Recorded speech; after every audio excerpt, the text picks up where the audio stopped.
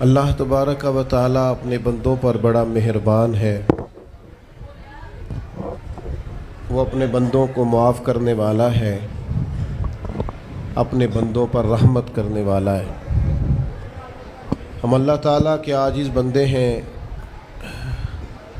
خواہشات نفسانیہ کئی دفعہ معاذ اللہ غالب آتی ہیں، غلطیاں ہو جاتی ہیں،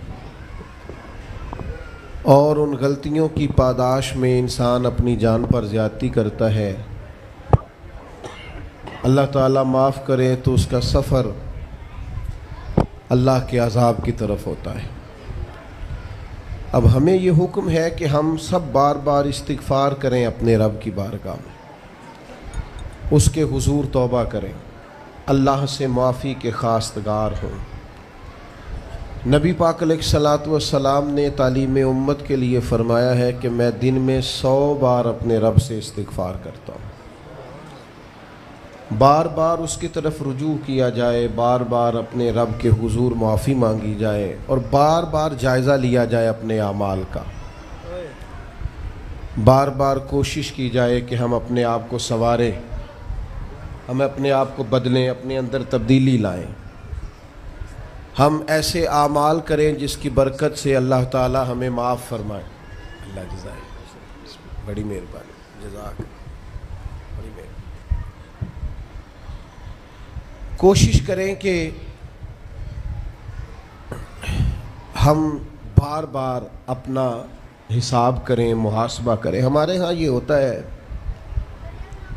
کہ لوگ اپنی جسمانی صحت کا تو بڑا خیال رکھتے ہیں کہ میری طبیعت ٹھیک نہیں، ٹیسٹ کرا لوں، یہ چیز کھاؤں، یہ نہ کھاؤں، میں غور کروں کہ کس چیز سے میری طبیعت خراب ہوتی ہے، کس سے بہتر ہوتی ہے، اس کا بڑا لحاظ اور خیال کیا جاتا ہے۔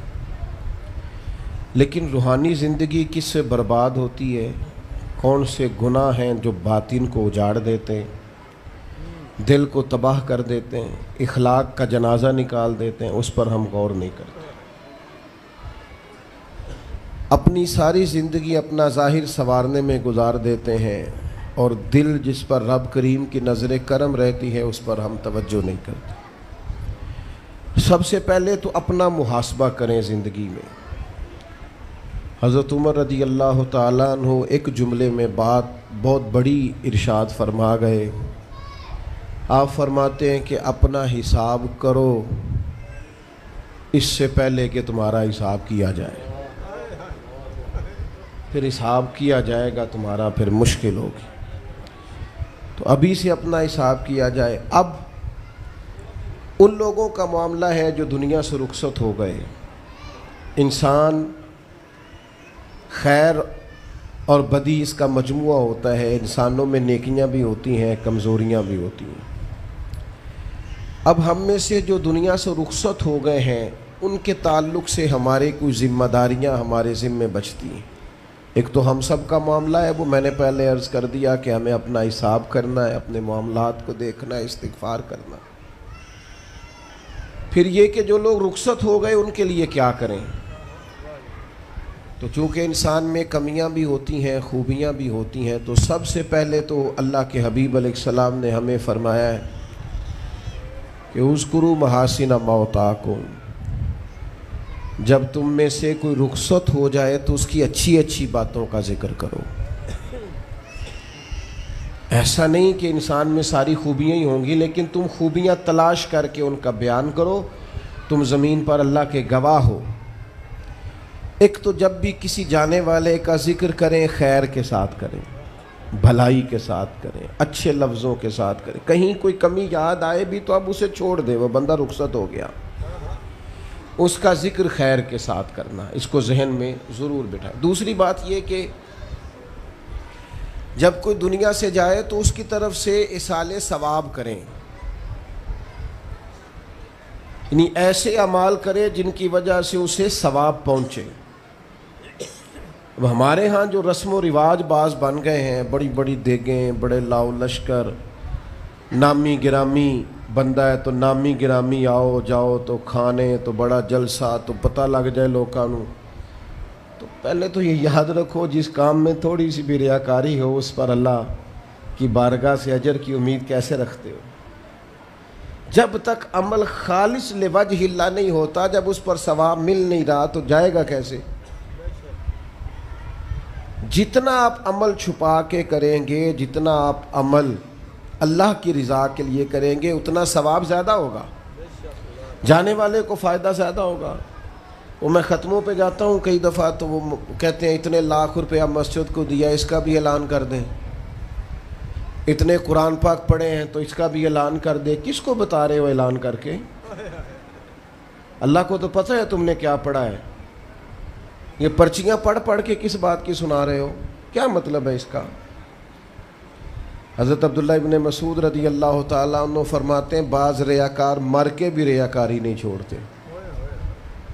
حضور مر کے ریاکاری نہیں چھوڑتے، مرنے کے بعد کیسے ہوگی؟ فرماتے ہیں ان کی خواہش ہوتی ہے جنازے بڑے ہونے چاہیے، لوگوں کو پتہ لگ جائے فلانا گیا، مرنے کے بعد بھی تو دکھاوا کر رہا۔ حضرت ابو ذر غفاری رضی اللہ تعالیٰ عنہ کا جنازہ چند لوگوں نے پڑھا ہے، 4-5 لوگوں نے، اور حضور کے محبوب ترین صحابی ہیں۔ بڑا جنازہ بھی بڑی بات ہے، اللہ تعالیٰ توفیق دے تو اچھے لوگوں کے بڑے جنازے، لیکن کسی کا جنازہ چھوٹا بھی ہو جائے تو مطلب یہ نہیں کہ بندہ ٹھیک نہیں تھا۔ بات کی سمجھ آ رہی ہے؟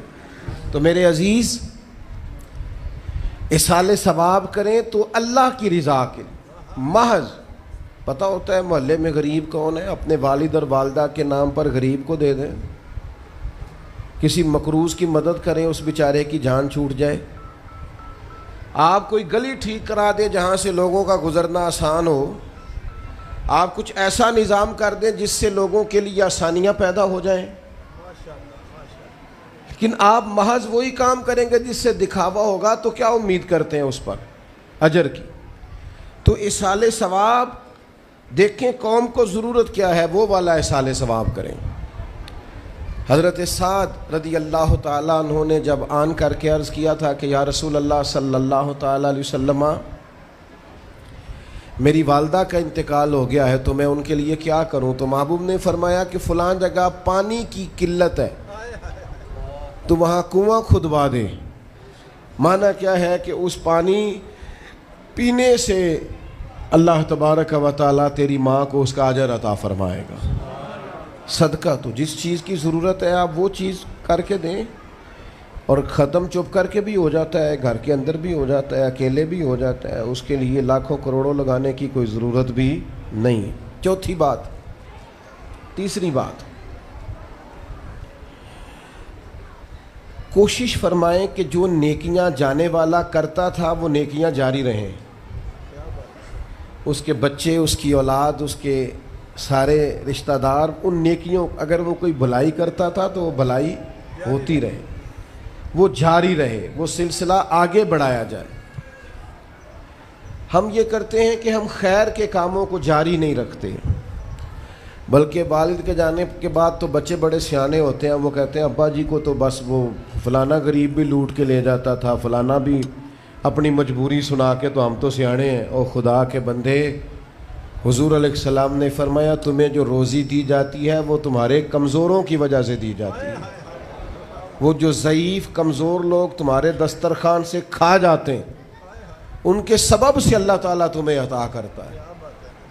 تو اس لیے یہ تو کوئی طریقہ نہیں ہے کہ آپ کے بزرگ خیر کا کام کرتے تھے آپ نے چھوڑ دیا، تو آپ ایک کام یہ کریں کہ ان کی نیکیاں جاری رکھیں۔ اور چوتھی بات یہ کہ ان کے لیے دعا کریں۔ دعا ہمیں حضرت ابراہیم نے سکھائی ہے، سورہ ابراہیم میں موجود ہے، ربنا اغفر لی ولوالدی، یا اللہ مجھے بھی بخش دے اور میرے ماں باپ کو بھی، وللمؤمنین یوم یقوم الحساب، اور جس دن تو حساب لے اس دن سارے مومنوں کی بخشش فرما دے۔ ایک شخص نے نا حضور علیہ السلام کے سامنے دعا مانگی، اللہ مجھ پہ رحم فرما اور اپنے نبی پہ رحم فرما۔ حضور فرمانے لگے تو نے اللہ کی رحمت کو محدود کیوں کر دیا ہے؟ تم کہہ سارے مومنوں پہ رحم فرما، سب پہ رحم فرما۔ بھائی سب کے لیے دعا مانگیں۔ یہ 2-4 بچوں کا موبائل کا مسئلہ رہ گیا، باقیوں کا بیٹا بیٹھ جاؤ، پیارے بیٹے بیٹھ جاؤ، پتر بیٹھ جاؤ، آپ بھی بیٹھ جاؤ بیٹے، آپ بیٹھ کے بنائیں، اس میں کیا رہ جائے، کھڑے ہوتے ہیں بیٹا تو پچھلوں کو دقت ہوتی ہے۔ سنو، زیادہ غور سے سنو، میں تھوڑی تقریر کرنے والا مولوی ہوں، لیکن یہ اللہ کا فضل ہے کہ میں اگر 20 منٹ بات کروں گا تو اس 20 منٹ کے اندر آپ کو 20 سبق ضرور حاصل ہوں گے انشاءاللہ تعالی۔ ہاں، وہ کوشش ہوگی کہ وہ جتنی بات ہے وہ تربیتی ہے۔ وہ بعض دوستوں کا خیال ہوتا ہے لمبی تقریر کرے، میں کیا ہوتے وہ بندہ کر سکتا جنہیں ایک شعر ہی 20 منٹ پڑھنا ہوئے، اجے مزہ نہیں آیا، اجے دوبارہ پڑھو، اجے رل کے پڑھو، تو وہ تو پھر 1.5 گھنٹہ بھی کام چل سکتا ہے۔ تو جس نے ٹو دی پوائنٹ بات کرنی ہو اس کے لیے تو 10 منٹ بھی بڑے ہوتے ہیں، اور ویسے بھی تقریریں پیٹ بھرنے کے لیے نہیں ہوتی، عمل کرنے کے لیے ہوتی ہیں۔ اب تو میں ویسے بھی ذرا مصروف زیادہ ہو گیا ہوں، بہت ساری جگہوں پہ جا نہیں پاتا، تو ایک جگہ میں گیا تو ایک بزرگ مجھے کہنے لگے پچھلی دفعہ تسی 40 منٹ تقریر کی تھی سی، حید کی زیادہ کرنی۔ میں کہا 40 منٹ والی تھی عمل ہو گیا جی۔ تو اگر تقریریں کانوں کی لذت کے لیے سننی ہے تو سنتے رہیں، پھر تو کئی راتیں لوگ جلسے سنتے ہیں۔ مقصود کیا ہے، نتیجہ کیا ہے؟ جو عرض کر رہا ہوں اس پر غور کریں، سب کے لیے دعا کریں۔ ایک بات خاص کرنے لگا ہوں،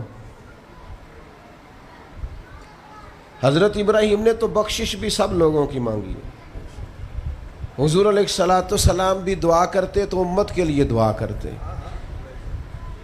کبھی اپنے بھائی کے لیے بھی تو دعا کرو نا یار، اللہ تعالیٰ اسے بھی ذرا زیادہ روزی دے، بھتیجوں کے لیے بھی دعا کرو، بھانجوں کے لیے بھی کرو۔ توجہ ہے آپ کی میری بات؟ ادھر دیکھیں جی، غور کریں بات۔ ویسے دعا کرنی چاہیے کہ نہیں محلے داروں کے لیے کہ یا اللہ ادھر والا پڑوسی بھی امیر کر دے تو ایس پاسے والا بھی ہنس دے ہو ہاں نہ نہیں کر دے، یہ دعا مانگنی چاہیے کہ یا اللہ میرے پڑوسیوں کو۔ نہیں آپ بول ہی نہیں رہے، تسا کتوں منگنی دعا؟ منگنی چاہیے نا، مانگتے ہیں ہم۔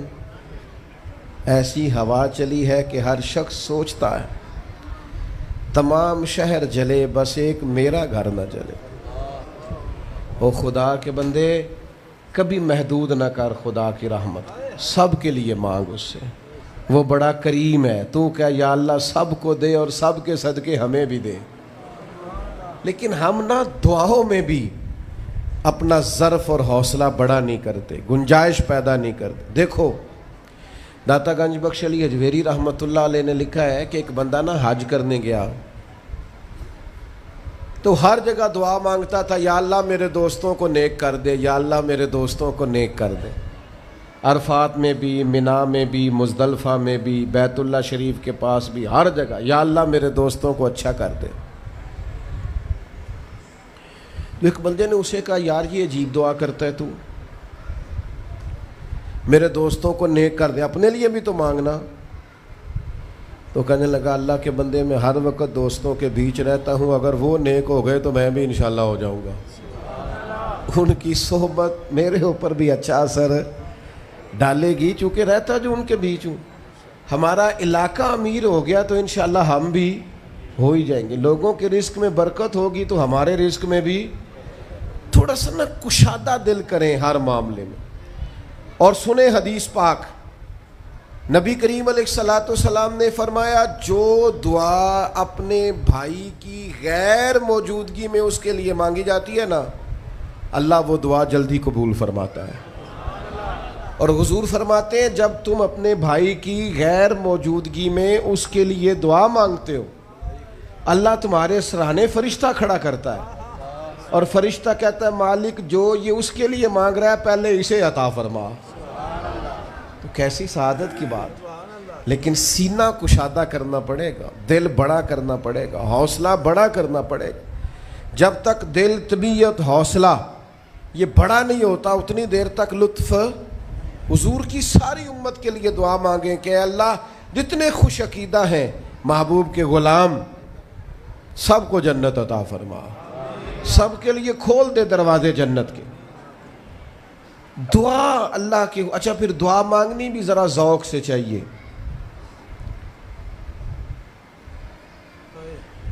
کسی بندے نال ذاتی کام ہوئے، ذاتی کوئی لوڑ پہ جائے وہ کیویں کرائی دا پلا جی؟ تو پتہ ہے سارے گل دا۔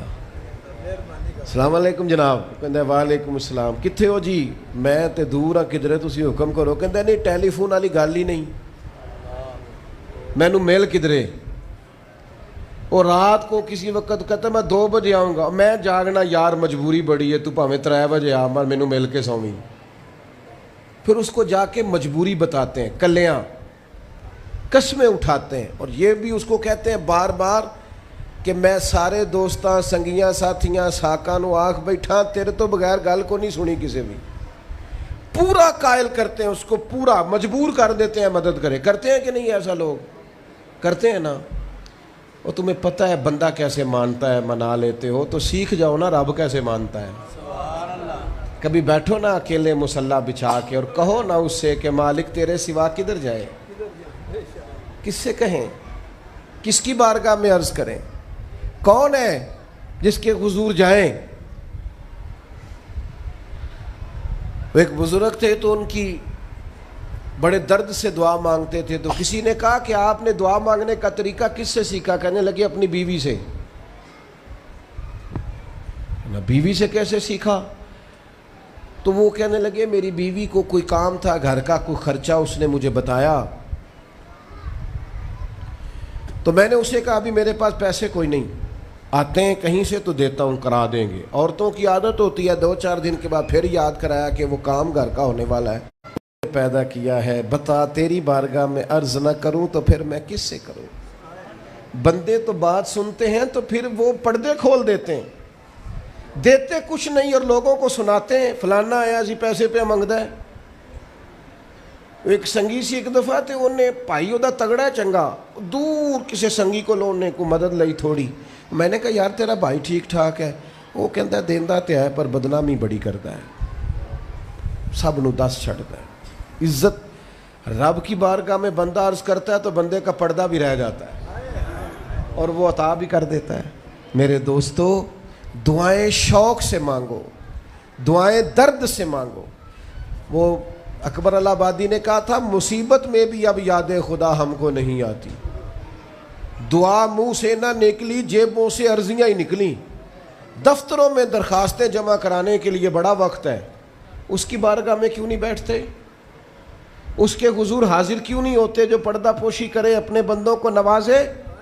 اور 10 منٹ نکال کے اس کی بارگاہ میں آ تو صحیح۔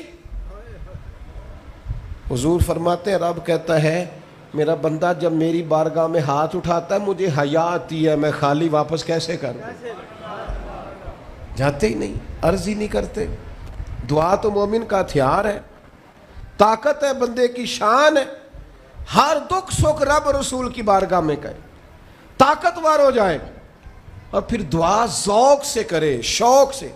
میں چھوٹا سا آدمی ہوں، صبح مسجدوں میں نا قاری صاحب کے پاس، حافظ صاحب کے پاس بچے سبق پڑھنے آتے ہیں، الف با تا سا، میری طرح کا سب سے چھوٹا مولوی بھی سبق پڑھا رہا ہو نا، تو بچہ سبق پڑھاتے ادھر ادھر دیکھے تو قاری صاحب تھپڑ مارتے، کہتے ادھر تاک کوئی سبق میرے سے پڑھ رہا، دیکھ ادھر رہا ہے۔ اور بات بھی ٹھیک ہے کہ وہ بچہ کیسے پڑھے گا جس کا دھیان ہی نہیں، لفظوں کی پہچان ہی نہیں ہوگی۔ ڈانٹتے ہیں استاد ادھر توجہ کر۔ عجیب لوگوں نے رب سے دعا مانگ رہے ہیں، دھیان کسی اور طرف ہے، دل کسی اور طرف ہے، ذوق کسی اور طرف، توجہ ہی کوئی نہیں۔ مانگ اللہ سے رہیں، بارگاہ کتنی بڑی ہے، اور رٹی رٹائی دعائیں چل رہی ہیں، دعاؤں میں باتیں ہو رہی ہیں، ان تے بندے دعا دے ٹائم بھی موبائل نہیں بند کر دے، وہ دی بھی ویڈیو چاہیے انہوں نے، اللہ سے مانگ رہے ہیں۔ اس وقت بھی توجہ، حضرت موسیٰ علیہ السلام نے عرض کی رب کی بارگاہ میں کہ میری قوم عرض کرتی ہے مالک تو ہماری دعائیں قبول نہیں فرماتا، تو اللہ کریم نے فرمایا کلیم ان کے لفظ میرے ساتھ ہوتے ہیں، دل نہیں میرے ساتھ ہوتے۔ جملے رٹے رٹائے بولنا اور دل پتہ نہیں کہاں گردش کر رہا ہے، بات جو دل سے نکلتی ہے اثر رکھتی، پر نہیں طاقت پرواز مگر رکھتی۔ اب جو ہم جانے والوں کے لیے دعائیں کریں گے، اس میں تو ہمیں چاہیے آپ پیر صاحب سے دعا ضرور کرائیں، علامہ صاحب سے ضرور دعا کرائیں، لیکن جس ذوق سے پتر نے دعا مانگنی ہے نا والد کے لیے، وہ دوسرا کوئی نہیں مانگ سکتا. جو بیٹی نے دعا مانگنی ہے نا درد سے، وہ دوسرا کوئی. آپ خود دعا مانگیں، خود ختم شریف پڑھیں، خود تلاوت کریں. اسی بڑے منفرد لوگ ہاں. ہمارا یہ طریقہ ہے کہ ہم نے رویہ اس طرح کا بنایا ہوا ہے کہ قرآن شریف بھی کوئی اور ہی پڑھے گا ہمارے ابا جی کے لیے. او بھائی آپ بھی تو کوئی 2 سپارے پڑھے نا اپنے والد کے لیے. وہ میں اینے قرآن پاک پڑھائے نے، تو آپ کنے پڑھے نے بھائی؟ ایک بھی نہیں. وہ سارے مدرسے کے بچے. اور پھر آپ نے ناراض نہیں ہونا میری بات سے. قرآن پاک کے بارے میں نبی پاک علیہ السلام نے فرمایا جب تک دل جمے پڑھو، اور جب دل نہ جمے طبیعت تھکے تو چھوڑ دو. تے جڑا اسی بالاں نو بلانے آ مدرسیوں تو کہنے آ پورا قرآن پڑھ کے ہی اٹھنا جے، او دا کی مطلب ہے؟ ان کا دل کرے تو آدھا سپارہ پڑھیں، دل کرے تو 1 رکوع پڑھیں. آپ نے تو پابند کر دیا ہے. کس بنیاد پر پابند کیا آپ نے؟ آپ خود پڑھیں. اور پھر علماء نے لکھا ہے بچہ نیت کر لے والد کے لیے پڑھ رہا ہوں، کہنے کی بھی ضرورت نہیں، اللہ ثواب عطا کر دے گا. خود ایک سپارہ نہیں. اور بیٹا بیٹی بھائی سنیں میری بات، اللہ آپ کو سلامت رکھے. میری بات سنیں. اب ہم نے کرنا کیا ہے؟ اب کرنا یہ ہے کہ ہم نے خوب دعا کرنی ہے. آج بھی جن کے ختم کے لیے ہم آئے ہیں نا، ہمارا دل پورا لگ جائے. اس طرح بندہ رب کو مناتا ہے نا، یہ ضروری نہیں کہ یہاں سے سپیکر سے یہ دعا ہوگی وہی دعا ہے. آپ اپنے دل میں 2 جملے کہہ دیں اس کے لیے کہ یا اللہ تو مہربان ہے. دیکھو لمبا نہیں یاد رکھتے لوگ، جو قبروں میں پڑے رہ گئے. آہستہ آہستہ بندے بھولنے لگتے ہیں. جب کسی کا انتقال ہوتا ہے لوگ روز قبرستان جاتے ہیں. پھر تھوڑے دنوں کے بعد یہ روٹین کیے. فرمایا قبر والا ماں، میرا باپ، میری اولاد میرے میرے میرے میرے لیے دعا کریں، میرے اپنے میرے لیے دعا کریں. وہ تو انتظار کر رہا. دوستو اپنے جانے والوں کا بہترین تحفہ ان کے لیے دعا کرو. میری والدہ میرے والد چلے گئے، کوئی مجھ سے پوچھے نا ان کے لیے کیسے دعا کرتے تو میں کہتا ہوں میری سانسیں بھی دعا کرتی، میری دھڑکنیں بھی دعا کرتی. ایک دن نہیں، ایک دن میں کئی دفعہ جب بھی خیال آتا ہے ان کے. قرآن مجید نے خود توجہ دلائی وَقُلْ رَبِّ ارْحَمْهُمَا كَمَا رَبَّيَانِي صَغِيرًا. اللہ کہتا ہے کہو اے اللہ ان دونوں پہ رحم فرما، جب میں چھوٹا تھا تو میری انہوں نے پرورش کی تھی. رب نے دعا سکھائی. بھائیو صرف مسلمان کا آج موبائل بھی آباد ہے، فوٹو بھی آباد ہے، اور دسترخوان بھی آباد ہے، اور ہوٹل بھی آباد ہے. جس چیز کو آباد نہیں کرتے وہ مسلح ہے. مسلح کمزور ہے، مسلح طاقتور ہونا چاہیے. وہ بندہ طاقتور ہے جسے اللہ سے جڑنا آتا ہے، دعائیں مانگنی آتی، التجائیں کرنی آتی. خوب دعائیں مانگیں، خوب اس کی بارگاہ میں حاضری دیں. آخری بات آپ سب کے لیے میری یہ ہے کہ ہم سب نے دنیا کو چھوڑ کے جانا ہے. ہم دنیا میں اچھے عمل کرنے آئے ہیں. جڑا بچہ اتوں پردیس گیا ہے نا، ابا جی نے پلاٹ ویچیا ہے تے اماں نے زیور ویچیا ہے، وہ باہر کام نہ کرے تو جڑے اتوں کو بندہ جائے وہ کہندے یار تو کڈا بیوقوف ہے، تیری ماں پیو نے جڑے کام کر لیا تو وہ کردا ہی نہیں، ویلا پھرنا ہے. اور پھر میں نے سیانے لوگ دیکھے ہیں سعودی عرب میں 40 سال گزارتے ہیں پر وہاں گھر نہیں بناتے. دبئی میں، یورپ میں 40 سال گزارے، گھر نہیں کوئی. بلکہ جو کمبل خریدا تھا نا جاتے وقت واپسی تک وہی کمبل ہے. کیوں؟ کہ وہ سمجھتے ہیں گھر تو پاکستان میں. پردیس کے لیے محنت، یہاں گھر بنانے کا مقصد کوئی نہیں. اور میرے دوستو نبی پاک نے ہمیں فرمایا دنیا میں اس طرح رہنا جس طرح مسافر رہتے ہیں. گھر تو تمہارا جنت میں، اصل ٹھکانہ تو آخرت کا ہے. لیکن ہم ساری تباہی اتار رہے ہیں، یہاں فارغ پھر رہے ہیں. آپ نے ناراض نہیں ہونا. ڈھیر سارے بندے بے نمازی ہیں اور بلا وجہ بے نمازی ہیں, کوئی وجہ نہیں. جو بندہ کہتا ہے نماز کے لیے ٹائم نہیں ملتا, جھوٹ بولتا ہے, کیونکہ رب کہتا ہے لا یکلف اللہ نفسا الا وسعہا, جو بوجھ کوئی اٹھا نہ سکے میں ڈالتا ہی نہیں. تو ہم نماز پڑھ سکتے تھے تو اللہ نے فرض کی ہے. ٹھنڈے اے سی لگ گئے, اب فجر میں آنکھ ہی نہیں کھلتی. او خدا کے بندو, اس وقت سے ڈرو جب اے سی بھی ہو, کمرہ بھی ہو, پر نیند ہی نہ آئے. آج نیند ضرور کرو پر غافلوں والی نہ کرو. فجر کی نماز بر وقت. آج کل ہی تو موقع ہے فجر پڑھنے کا جب رات چھوٹی. اب بھی تو مزہ آتا ہے, بندہ تھوڑی قربانی دے کے اٹھتا ہے. یہی تو ٹائم ہے کہ آپ وقت پہ آئیں. اور یہ ذمہ داری ہے گھر کے بزرگوں کی کہ وہ جس طرح ناراض ہوتے ہیں نا, میری روٹی کیوں نہیں ٹائم نہ پکی, انہیں ناراض ہونا چاہیے کہ تم نے نماز کیوں نہیں پڑھی. لیکن وہ ذات کے لیے ناراض ہوتے ہیں, دین کے لیے ناراض ہی نہیں ہوتے. اس پر ضرور توجہ کریں, بالخصوص اپنی نماز کا خاص. اور نوجوانوں سے کہوں گا, جو بندہ جوانی میں نمازی نہیں نہ ہوتا, بڑھاپے میں اس کے لیے عادت ڈالنا مشکل ہوتا ہے. ابھی سے نمازی ہو جاؤ, بڑا مزہ آئے گا, زندگی مینج ہو جائے گی. ہم تو بھائی ٹائم کے اتنے پابند ہی نہیں رہے. ساڈا تو ٹائم ہی ہے وے, زور تو پہلا زور تو بعد, عصر تو پہلا تے عصر تو, ہر چیز نماز کے ساتھ سیٹ ہے. بڑا مزہ آئے گا اگر اس کے ساتھ آپ کی زندگی ساری ترتیب پا جائے. دعا کرتا ہوں اللہ ہماری حاضری قبول فرمائے.